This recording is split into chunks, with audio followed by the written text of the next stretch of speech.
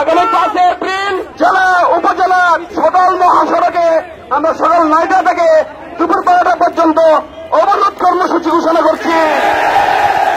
আগামী 5 মে সোমবার ইসলামী ছাত্র সেনার উদ্যোগে পুরা বাংলাদেশ অবরোধ চলবে।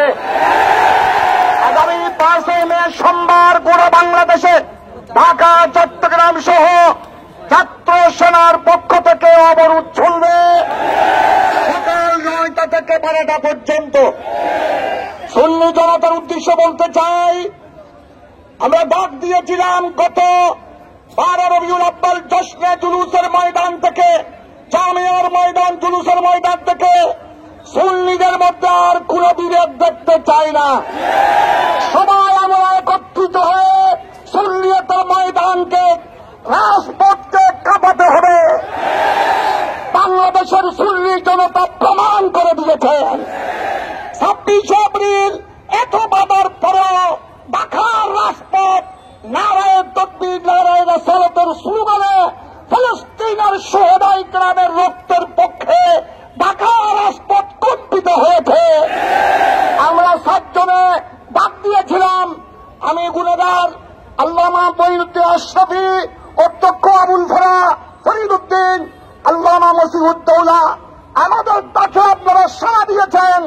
গতকাল ঢাকা প্রেস ক্লাব থেকে স্বরাষ্ট্র উপদেষ্টার কার্যালয় পর্যন্ত সুন্নি জনতার স্রোত জাতি দেখেছে।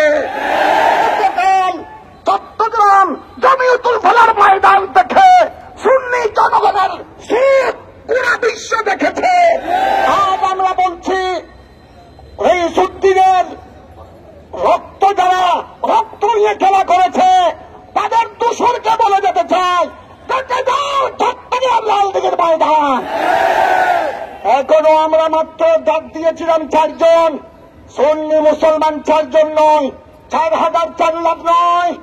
বাংলার 17 কোটি জনগণের মধ্যে 12 কোটি 15 কোটি সুন্নি জনতা যদি ডাক দেয়, বাংলাদেশের কি অবস্থা হবে সরকারকে বিবেচনা করার জন্য আহ্বান জানাচ্ছি।